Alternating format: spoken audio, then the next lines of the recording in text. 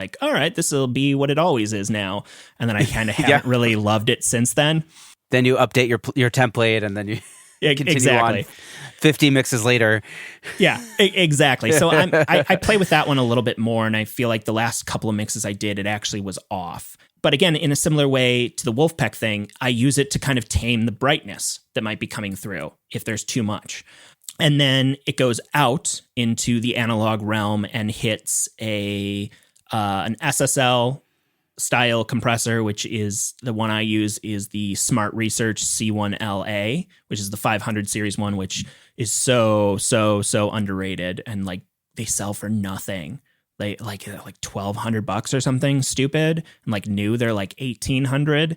It has way more functionality than all of the other Smart Research ones. And, you know, it's on kind of the same level as like the Dramastic Obsidian, which is a great option too.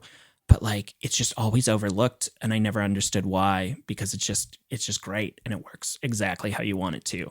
And my settings are usually 0.3 milliseconds and 300 millisecond release, and usually a 4-to-1 ratio. Unless it's like a ballad, then I drop down to 2-to-1. Oh wow, 4-to-1. Yep, 100%. Really? Yep. Interesting. And then I've always been a 2-to-1 guy on the SSL vibe, but you know. Yeah, for me, it's just kind of like, you know, it's one of those things that very few records that we love are mixed with 2-to-1. They're usually mixed with 4-to-1. So it's kind of just like one of those things that it's like, I just have to figure out how they made it work the way that they did. And one of the big things that really did change my life as a mixer, especially getting the comments back from mastering engineers that I always work with, is switching from being the slower attack time of like 0.10 or, you know, 10 milliseconds or 30 milliseconds down to 3. Like 3, I haven't been able to do 1 millisecond. I just haven't gotten it to work the way I want it to. But 3 milliseconds, man, like if you can get all the punch that you need if you just know how to work it properly. And at the end of the day, like it's gonna get smashed at some point anyways. And I'd rather it get smashed in the way that I want it to, you know, right? Yeah, in sure. a tasteful way. So, and then the 300 millisecond thing again, like when I would do the quick release, even on faster music, it always just sounded like it was just not pumping, but it just sounded too aggressive. And again, when you got it to mastering, they usually got rid of that. And it was kind of like, all right, well, I made it make this cool pumping, and then it got rid of, and it's like, it's not the mastering engineer's fault. They're just trying to make it glue together and make it work. So for me, it's kind of like, okay, if I slow down the release and I am a little bit, and I really try and find the sweet spot of my compressor, it's going to do a very similar thing, but just maybe a little bit more naturally. So that's the way I approach my SSL. Interesting. So what's the approach of like how hard are you hitting it? Is it like have to do also with how much low end is hitting it? So no. So that's the other thing too, is I very rarely use like sidechain stuff. So like I'm not throwing a high, you know, a low pass at right. It's all going in. It's all going in. Yeah, just like an old desk. That's what I prefer also. I try the sidechain thing, and my mastering engineer I know uses sidechain stuff, but like for me, when I'm hitting the SSL compressor, I want it to do the SSL compressor to the whole mix. Like I just something that. And there's also something about that is part of how a professional mix doesn't have too much bass in it. You know, there is something about, you know, okay. And preface aside, like I don't mix EDM and I mix very little rap. Right. So it's kind of like, you know, that sub. But even still, on the rap that I have mixed and the EDM that I have mixed, I can get that same result without needing to do that 98% of the time. So yeah, that makes sense. So for me, the secret to the success of setting up my compressor is always having it calibrated to a certain level. So what I do is I have a signal generator that sends out of my Pro Tools at -14, because that's the analog level that I like to mix at. And then I set my SSL to basically at -14 compress 3 dB. Okay. And then once it's set to that, I know that if I'm getting 3 dB back, you know, I'm in that sweet spot range. And I know that if I'm pushing it too hard, I can hear it. And that's the difference for me is once I set it, I very rarely ever look at my meters for compression. I really try and use my ears because, if it's slamming and it sounds good, fine. But if it's slamming and it doesn't, like, I don't want to be second guessing myself. Or if it's even not slamming and it doesn't sound good, like, I don't want to look at the meter and be like, oh, it's only compressing 1 dB, but it sounds like it's super compressed and awful. Then I need to be listening to it sounds like it's super compressed and awful, not it's only doing 1 dB. Yeah. It makes sense. Exactly. You're letting the compressor set the tone of the record, right? Like it's exactly you're mixing into it, and so it's set. So if there's an issue, it's because of how hard you're pushing it or not pushing it. Exactly. Or it's the source material that I didn't treat properly. It's not the actual unit. So, and to preface, all of my stereo bus stuff is on from the start. So I'm always mixing through it. And after I get my rough levels and pan and maybe some very basic EQ, I then dial in my master bus even more and then continue mixing so that I'm really mixing into that. So after my SSL, then I go and because I use serial compression on my master bus, I go from my SSL to my Unfairchild, which used to be a Manley Varimu. And again, I'm not doing a lot of compression. Like with the SSL, it's usually somewhere between 2 and 4 at the loudest parts. And on the Unfairchild, again, at the most, I'm seeing a meter of 1 dB. Like I'm usually not that much more. I'm using it more for the flavor and pushing the saturation of the tubes into it than I am using it to the Unfairchild. Yeah. It's beyond amazing. And so then after that, I come back into the box. And at that point, then I basically start hitting all of my equalizers, which are a bunch.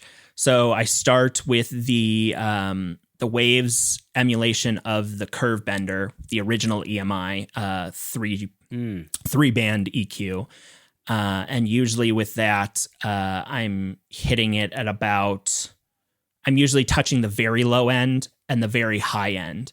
And it's usually in mid side, and the mid, I'm pushing the low end, and on the sides, I'm pushing a little bit of the high end. At very high frequencies, I want to say it's like 16K and like, 20 hertz or something like that. Very low and very high. And every once in a while, I'll use the mid band at the end of a mix session if I feel like I'm missing that like 1 to 2K range that needs a little bit more clarity. Right. Then it goes into a Pultec style compressor, which I use the Pultec Waves EQP1A.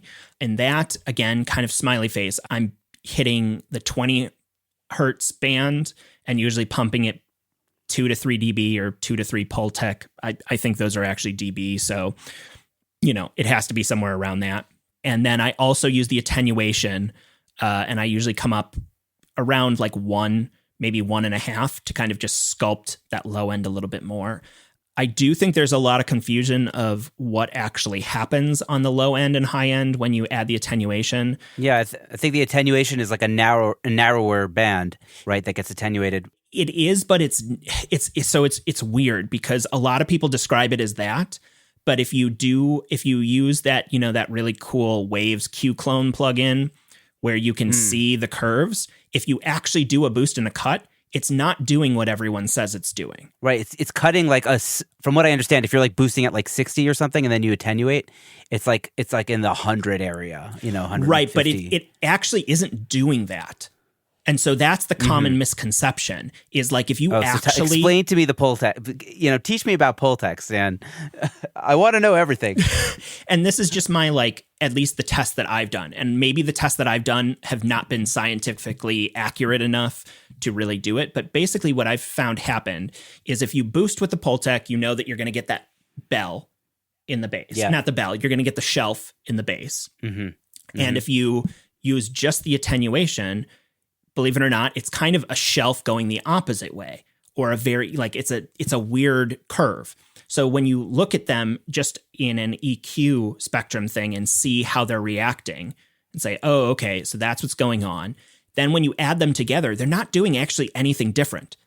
It's actually like when you boost 3 dB at 60, and then you do the attenuation, it's actually not cutting at 100 like most people think. What actually is happening is it's lowering all of the bass, and you just have this small bump there. So psychoacoustically, it is doing that, but it's not doing what everyone says it does. Like, you can't crank the attenuation and crank the boost and have it be this thing where it turns into this like hump that happens. You know what I mean?